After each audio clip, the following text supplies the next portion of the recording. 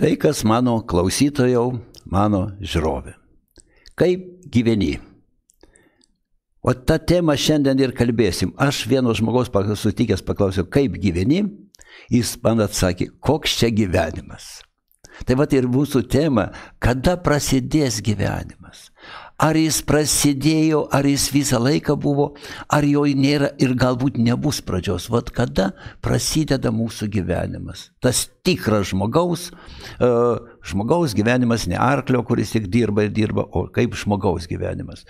Tai vat, ir svarbiausia tas, kad pradėt gyventi žmogaus gyvenimą, atrasti, kad aš esu žmogus. Atrasti save, mūsų pokalbio laidos vadinasi jau bus jau 49-oji šiandien mūsų laida, ne? Kad atrask save, atrask ir šiandien mūsų, kad aš esu žmogus. Kad aš esu žmogus. Ir ta tema, tai temai, kaip įžanga, aš esu pasakojęs tą, bet man labai kiekvienoj situacijoje visada tinkama kitų aspektų. Ir aš tą atsitikimą aš papasakosiu. Reiškia, mokslininkai padarė tokį bandymą, į didelį kambarį įleido būrį beždžionių. To kambario viena siena, visa siena nuo lubų iki grindų buvo ištisinis veidrodis. Beždžionės įpuolė į tą kambarį pro duris ir puolė prie veidrodžio ir ėmė draskyti vieną kitą. Kiekvieną save. Veidrodėje drasko kiekvieną save. Kodėl? Todėl, kad kiekvieną mato pilnas veidrodis beždžionių pažįstamų draugių jų, ar ne, kur kartu gyvena, o viena nepažįstama. Tai yra pati save. Ji pati nepažįsta, ji pati savęs nemačiusi. Ir pirmą kartą pamato, kaip nepažįstama. Va čia ir yra mūsų išeities taškas mūsų šito pokalbio. Atrasti save, pažinti save. Pažinti, turėti save, kad tu galėtum, turėdamas save, kai tu gali turėti automobilį, tu gali turėti lėktuvą, net jeigu tu jį laikysi visą gyvenimą angare, tu jokios tau naudos iš to, ne iš tavo automobilio ar lėktuvo. Taip pat ir iš tavo galimybių, iš tavo talentų, iš tavo sugebėjimų taip pat jokios naudos, jeigu tu jų neatrasi, jeigu tu jų nepažinsi. Tai, kad pažinti tą lėktuvą ar automobilį, tai pirmiausia reikia prieiti prie jo. Ar ne? Būti, tai yra mūsų pirmas principas, būti su savimi. Paskaičiuokit, sakykime, mėlieji, kiek laiko vakarą ar šiandien, jeigu jūs vakare žiūri, kiek laiko buvo su savimi. Keliesi žadintuvą, žadina, žinia žiūri, greitai kavą geri, kamštie stovi, burnoji, keiksnoji, atvažiuoji į darbą, ten tave verčia visokie kulviršiais dirbi, grįžti išsunktas, išvargęs, pavalgai vėl ten televizorius, žinios, kompiuteris, žaidimai ir taip toliau, vėl miegas ir taip toliau. Ar buvai su savimi? Tu nešiojai savo kūną visur, tai kaip kažkokį įrankį, kaip kažkokį daiktą. Bet ar tu buvai su savimi, ar ne? Atsitverti, pirmas, pabandykit atsitverti tarsi stiklo sieną nuo viso pasaulio. Tu matai, tu pastebi, bet tave nedirgina, tave neveikia. Tu stebi, kaip aš, pajus, kad aš matau tą, ne? Gali padaryti aklą sieną, kad visai neatsijungt nuo pasaulio ir būt su savimi. Kas aš esu? Tas klausimas, kas aš esu, man patiko prie išminčiaus prieina žurnalistas ir sako, norėčiau su jumis padaryti aš interviu. O sako, o kas tu toks? Aš sako, žurnalistas. Ne, sako, čia tavo profesija. Aš klausiu, kas tu toks? Tai aš, sakykime, ten ispanas. Jis čia sako, tavo tautybė. Tai aš vyras, čia tavo lytis, ne? Ir kas tu toks? Ir čia nėra atsakymo. Iš tikrųjų, kas aš, atsakymo nėra. Bet žmogus, kuris nekelia to klausimo, tai jis ne visai žmogus. Ieškojimas, kas aš, ne? Troleibuse tu esi troleibuso keleivis, ne? Ten eini pėstysis, ten esi pažeidėjas, ne? Ten esi darbuotojas, ten esi inžinierius, ten esi menedžeris, ne? Bet tai tik tai ta tavo dalis. O kur tu esi, kas tu esi? Pabūti su savimi.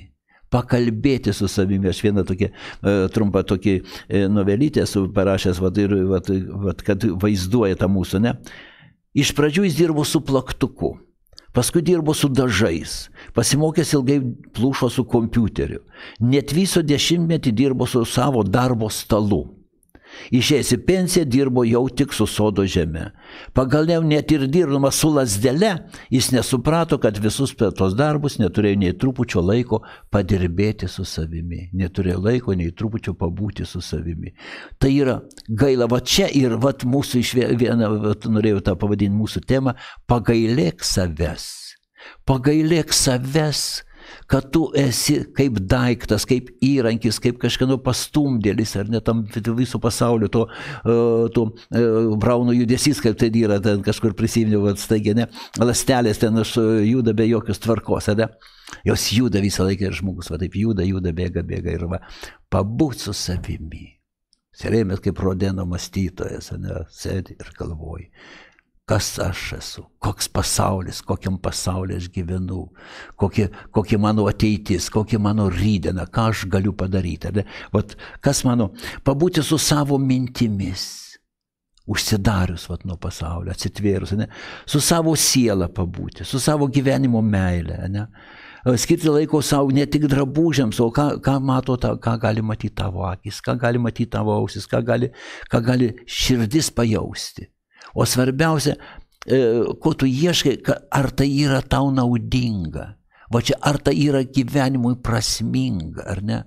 Tu gali sužinoti visų ten pasaulio sostinės, ten kiek žmonių gyvena, kiek ten kelias kalbas išmokti, ne? Bet ar tau ką tai duoda, ne? Tau duoda pažinimui gyvenimo, savęs ir pasaulio. Vat nuo to pradėti, jeigu tu nori pažinti, sakykime, ten kažkokią ten Homero ten kažkokią dvasę, nu tai reikia mokytis, ne, graikų kalbą, sakykime, ne, jeigu nori. Bet tu mokaisi ne šiaip, kad kalba, o kad tu nori, kad tu kalba kažką pasiekti. Tu gali ir kiniečių kalbą mokytis, ne, ir gali būti labai prasminga, jeigu tu važiuosi į Kiniją, jeigu tu nori ten draugauti su Taivaniu ar su kažko. Vat matyti, ar tai prasminga. Nedaryti, jeigu tu sočiai pavalgęs, neieškoti dar maisto. Ar ne? Vat ieškoti, kad būtų prasminga. Antras būdas, antras principas mūsų pažinti save, kada prasidėti gyvenimas ir kad atras save. Tai stebėti save iš šono. Stebėti save iš šono. Čia yra, mes net žmogus neipatingai ten, sakykime, filosofas, neipatingai kažkoks intelektualas, bet jeigu paklausai, kiek jis mato klaidų kaimyno gyvenime, kaimyno elgesyje, savo artimųjų, ten žmonos ar vaikų ypatingai, kaip jie klysta, kaip jie neteisūs. Ne? Jo labiau mes matom, kaip seimūnai nesąmonės išdarinėja, ar ne? Matom, kaip ir ten vyriausybė ir kito pasaulio vyriausybės, ne? Mes tą matom. Nes mes žiūrim iš šono. Bet kaimynas mato tavo žmogau mielas, tavo visus trūkumus ir tavo nesąmonės. Va tu pažiūrėk ir tai jis naudos neduoda jokios, ne? Bet jeigu tu pažiūri į save, iš šono, į savo gyvenimą, iš šono būtent, ne? Aš turiu tą didelį daržą, aš prižiūriu tą sodą. Ar verta tau jau, sakykime, viena mano tema, neskinkit vyšnių nuo viršūnės. Jeigu tau ateina jau ten 70-80 metų, ar verta dar tau kraut kažką, ar ne? Ot, pažiūrėti iš šono į save ir į savo gyvenimo, ką tu darai, ar tai vertinga.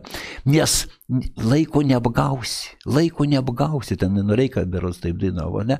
Va, supranti, bet tam laike turi sutalpinti džiaugsmo dalį, prasmės dalį, pažinimų dalį, poilsio dalį, švenčių dalį, meilės dalį ir taip toliau. Sutalpinta, pagalvoti, nes tu jeigu tu vieną darai, tu išmeti kitas dalis. Ir galbūt tu išmeti pačias svarbiausias dalis, ne? Tu turi lėktuvą, sparnus pasirodo nuėjęs, ne? Kas iš to? O tai metaforiškai kalbant, ne? O pažiūrėti save iš šono. Pilnas būsi atradimų. Kaip tu kaimynė, tu matėjau klaidas, tu pamatysi savietas, bet tu pamatysi su prasme, kad tu jų gali atsisakyti. Tu jas gali išmesti iš savo gyvenimo. Tu gali būti teisingiausias sau, bet čia teisingiausias sau, kad nereiktų gailėti savęs. Nes tave gaili kitas, ne gaili kitas, kad tu taip darai, ne? Vat pagailėk savęs, o jei pagailėk, taigi nebedarysi to. O čia tas pažiūrėjimas save iš šono, ne? O dabar aš nesenai buvau vienam renginį, gražiam renginį, ir prieš mane sėdėjo penkios moteris.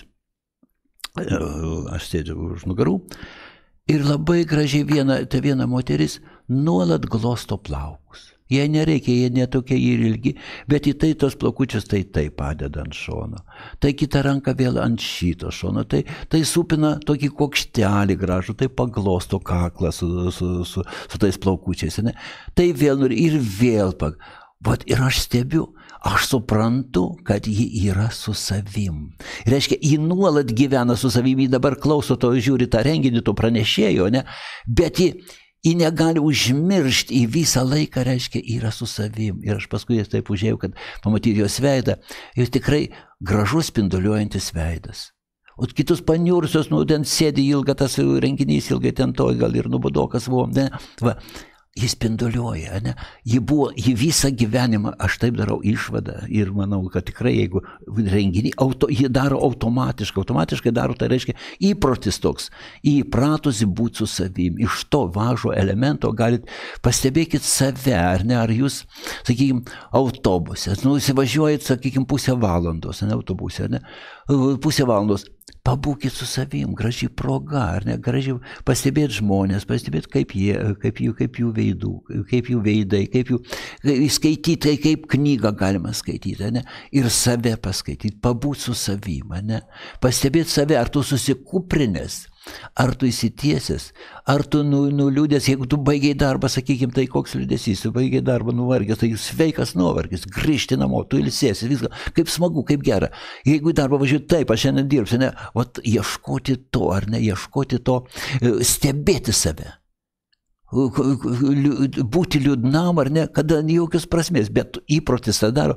Jeigu tu esi liūdnas, pasąmonė pagal Freudą pasąmonė neturi realybės indikatoriaus. Įpriima visą, ką tu sakai, ką tu formuoji, ir jeigu tavo liūdna būsena, visom ląstelėm įduoda pasąmonė komandą liūdna gyventi.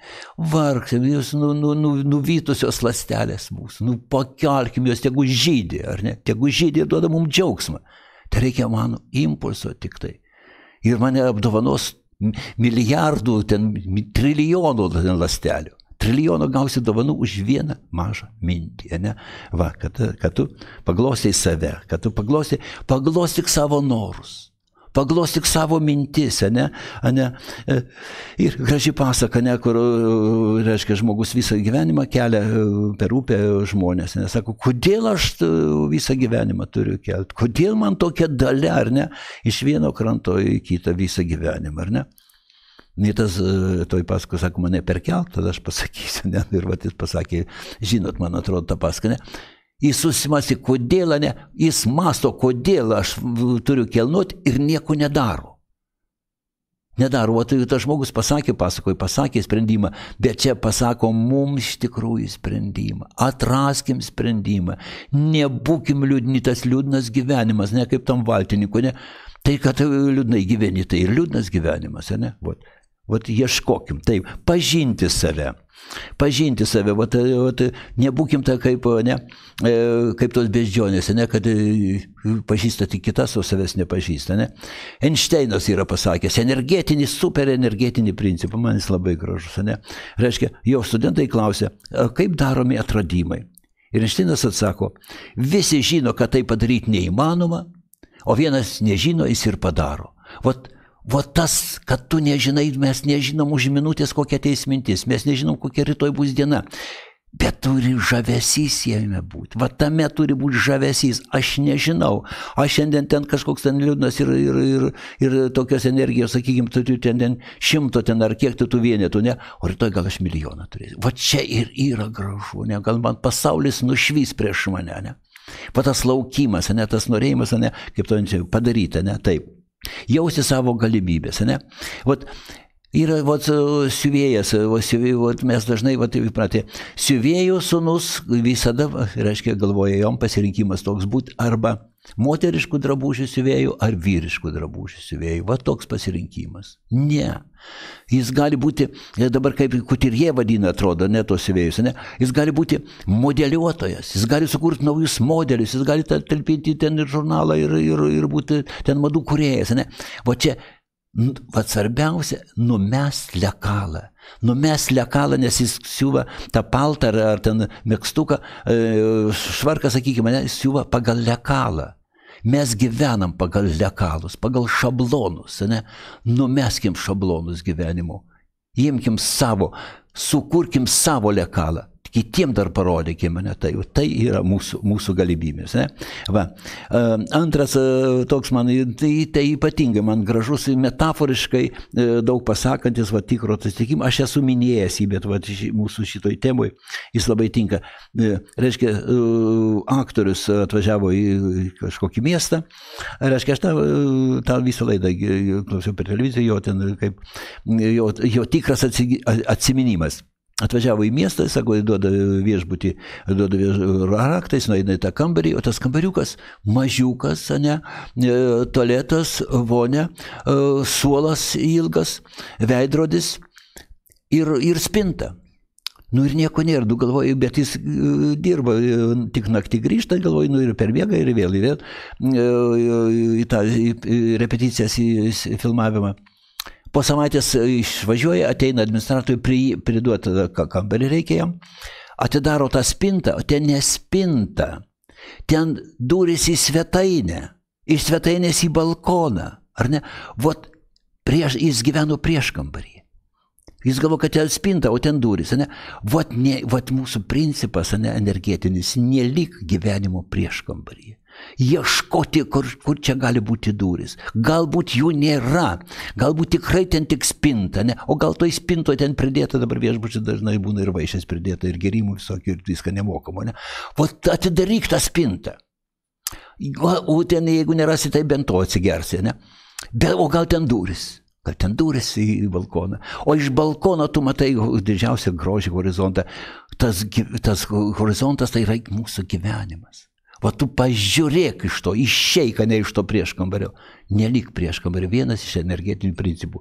Aš kalbu trumpai, ar ne, mūsų laikas neribotas, bet pagaukit mintį, pagaukit kaip tą kamoliuką, ar ne, pagaukit ir naudokite savo. Taip, kurti savo gyvenimo pasaulį, kurti savo gyvenimo pasaulį, kurti savo, ar ne, būti kūrybišku.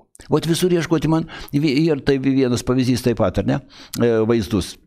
Reiškia, duoda testas, ar ne? Vat, kūrybiškumo ieškojimas, ar ne? Kūrybiškumo ieškojimo testas. Duoda laikraštį, didelį laikraštį, sakykime, ir karštas komentaras gali būti, ne? Kuris labai skaitomas ir vertas skaityti, ir man jis visada vieną dieną būna graži, kada aš jį perskaitau. Va, tam laikraštį prašymas. Reiškia, suskaičiuokit, kiek, reiškia, ne laikraštį, o tas eksperimentatorius duoda. Suskaičiuot, kiek tame laikraštė yra paveikslėlių. Na ir visi puola skaičiuoti ir nori iš savo gabumus parodyti, kad jie greitai skaičiuoja. O vienas atsiverčia gale, paskutiniam puslapyje parašyta, šiame laikraštėje yra 98 paveikslėliai. Jis nieko nereikia ieškoti kūrybiškai. Neskaičiuota pervers visą, nužvelgti visą gyvenimą, ar ne? Nužvelgti visą salę, aš visada, kada nueinam, sakykime, šventę, aš nužvelgiu salę ir pasirenku, kur geriausias staliukas, kur geriausia vieta, sakykime, ar kažkur. Va, tu ieško tos vietos, bet tu nesėsti pirmą vietą, nesėsti ten kažkur prie durų ar kažkur iš krašto. Paieškoti, ne? Va, pasižiūrėti, kur ta geriausia vieta, ne? Kur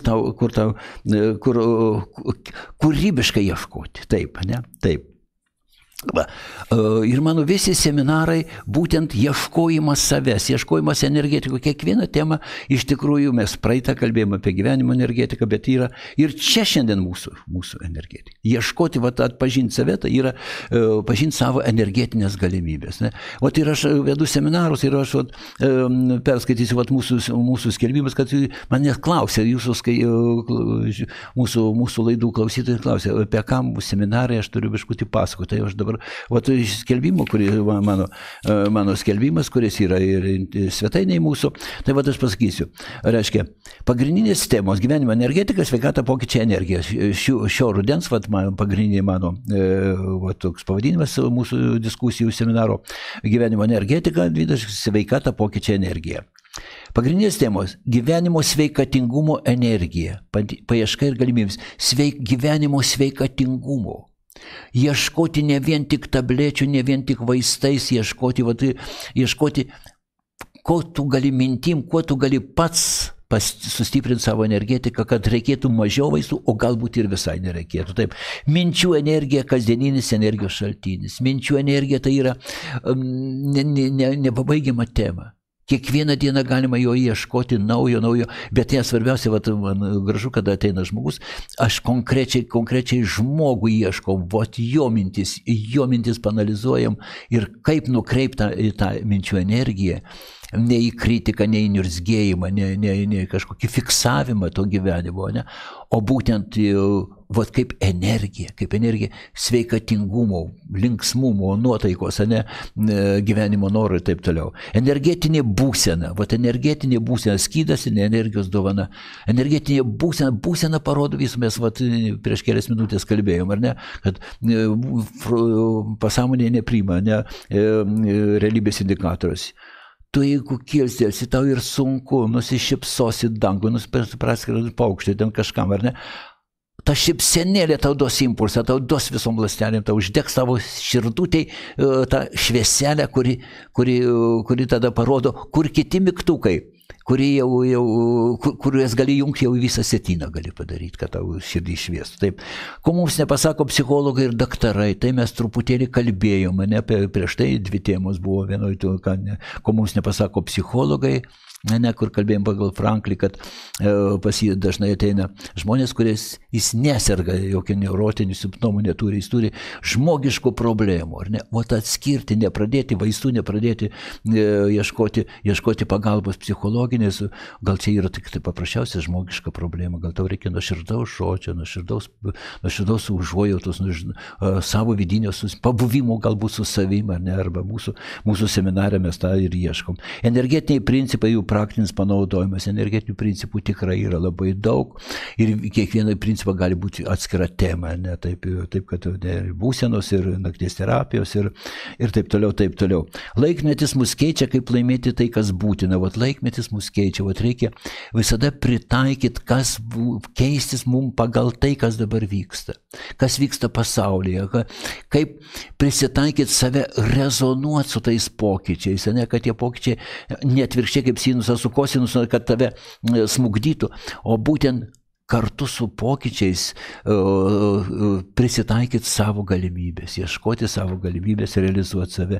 Energetiško atjungimo tema knygose, mano visos knygose, ne, būtent daug yra, kur būtent energetinė tema, tai yra, tu vienintelis esi, tu vienintelis turi, ateitis tai mintis, minčių klinika ir taip toliau, ar ne, ir psichologinė su Alekseičiku, kur rašiau, pats atsveikinu su depresija, neišeik iš savo gyvenimo, išeik iš gyvenimo tų žmonių, kurie tau blogi, tai čia yra suicido tema, ar ne, suicido pozityvios istorijos, kur žmonės pamilo gyvenimą, būdami ant bedugnės krašto, ar ne, pamastymai kartu su mąstančiu ir taip toliau. Taip, kad dabar mane bendruomenės, mes įsintėm kvietimus bendruomenėm, tą skelbimą ir gaunu kvietimų į bendruomenės, visada mielai atvyksiu ir pas jūs, ir gali būti, man ir patinka ir vieno žmogaus kursai, individualūs kursai, dar įdomiau, reiškia, tada analizuojam grinai jo konkrečias problemas, ne, ir tada dalintis, todėl, kad psichologas gydo sielą, rašytojai rašo sielai. Rašytojas taip pat, ir Alekseičikas visada skaitė, kad šalia psichologo turi būti ir rašytojas. Ne? Todėl, kad jis taip pat, jis žiūri kitų aspektų, bet jis taip pat žiūri į žmogaus sielą. Į žmogaus tą vidinį pasaulį, ne, kuris jeigu jis kažko sibuojantis ar užrakintas, ne, žmogus sunkiai gyvena. Ne? Taip pat psichologas, jau kiti klausimai, jis gydo jau vaistais, jis gydo tą jau problemą, bet Rašytojas taip pat sielą stiprina, jis ją stiprina energetiškai ir žmogus gali būti sveikas vien nuo to, kad jis pakilo iš to vandens, iš tos balos pakilo ir jam nebereikia, jis deguonim kvėpuoja gražiausių oro, ne pakilti iš tos pelkės, ne, iš tos gyvenimo pelkės, ne, va, energetiškai pakilti, ne, jis psichoterapiškai gydytojas, ne, ir va, tas bendravimas rašytojo ir psichologo yra labai labai svarbus, dėja retai jis yra taikomas tik tai pas didelius psichologus, ne, kaip Alekseičikas ir kiti. Sėkmės jums. Mane rasti visada nesunku, aš pabaigoje visada primenu.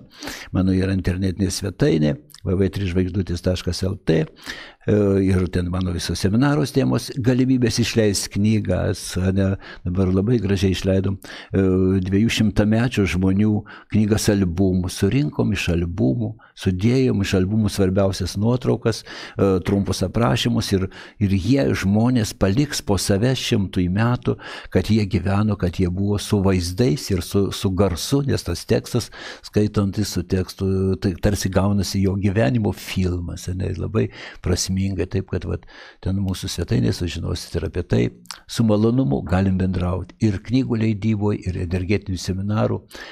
Ir laukia jūsų ir klausimų, ir su jūsų skambučiu, jūsų pasiūlymų, jų naujų temų. Su malonumu atsisveikinu, tikėdamas, kad mes dar susitiksim, bendrausim. Ir tikėdamas, kad kažkiek ten 1 milimetru kažko mes jums padėjom. Sėkmės iki pasimatymo. Būkit energingi, stipri, atraskit save kylantį, augantį.